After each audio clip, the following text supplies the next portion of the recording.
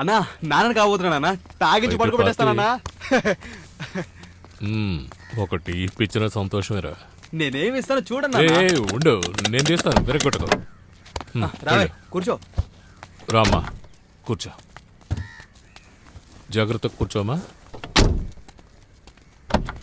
నాకు ఒక చిన్న డౌట్ అన్న. ఫస్ట్ వాంతే కదా చేసుకునేది? ఓ నాకేం తెలీదురా. అయ్యో ఆపండి ఇంకా మీరు. జోయనా చాలా సేపటి నుంచి వాడు మనల్ని గమనిస్తున్నాడు. ఎవర్రా వాడు? వాడు చూసే చూపే కరెక్ట్ గా లేదన్న.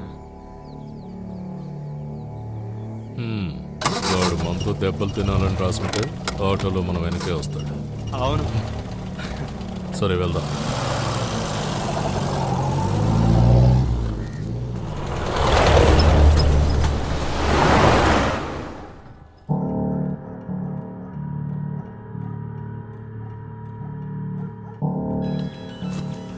వెళ్ళొస్తానే.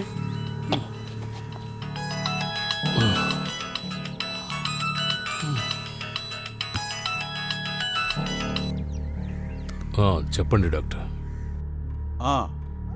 జాయ్, నేను చెప్పిన విషయం ఏం చేసావు? తప్పించుకుంటూనే ఉన్నావు. చెప్పండి. నీకు తెలుసు కదా, ఈ విషయం నేను వేరే వాళ్ళకి అప్పచెప్పలేను. త్వరగా వచ్చేస్తాను. సరే జాగ్రత్త. జెన్యున్ గా చేయాల్సిన పని కాబట్టి నీకు అప్పచెప్పాను. డాక్టర్, అది నేనేం చేయాలో ఇంకా డిసైడ్ చేయలేదు. మీకు తెలుసు కదా, ఇలాంటి కేసులు టేకప్ చేసి చాలా కాలం అయింది. అందుకే కన్ఫ్యూషన్. ఎలాగైనా ఏదో ఒకటి చేద్దాం డాక్టర్. రవి నా దగ్గరే ఉన్నాడు. నేను అక్కడికి వస్తున్నాను. వద్దులే, బయట ఎక్కడన్నా కలుద్దాం. సరే ప్లీజ్ చెప్పండి. సరే. జయ, అతన్ని మనం నమ్మొచ్చంటావా?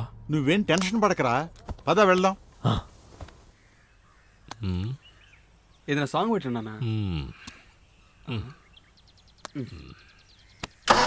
ఈ ఫాదర్ జోయే ఈ ఫీల్డ్లో అందరికన్నా నెంబర్ 1. ఫాదర్ జోయ? వాడిని అందరూ అలాగే పిలుస్తారు. వాడు ఏ పని చేసినా సరే ఒక్క ఎవిడెన్స్ కూడా దొరకదు. వాళ్ళ అమ్మాయి వల్ల కాస్త తగ్గున్నాడు. నువ్వు కొంచెం కూల్గా ఉండు, ఇదంతా నేను చూసుకుంటాను. సరేరా.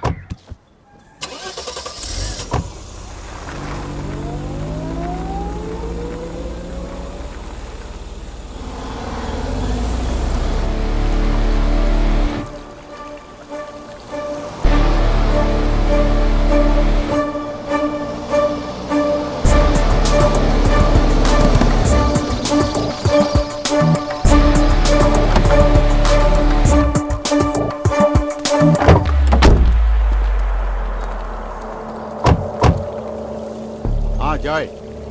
డాక్టర్, నేను చెప్పిన రవి ఇతనే. నమస్తే. ఇతనే జాయ్. నేను ఫాదర్ అని చెప్పాను కదా, ఇతను యాంటోనీ. ఇతని వల్లే జాయ్ నాకు పరిచయం అయ్యాడు. ఇప్పుడు విషయానికి వస్తాను. ఇది రవి వాళ్ళ అమ్మాయి విషయం కాబట్టి ఇది నీకు అప్పగిస్తున్నాను. ఇతనే తను శశి. టౌన్లో ఒక మొబైల్ షాప్లో పనిచేస్తున్నాడు. వీడు తెలుసా నీకు? అమ్మాయిని చాలా ఇబ్బంది పెడుతున్నాడు.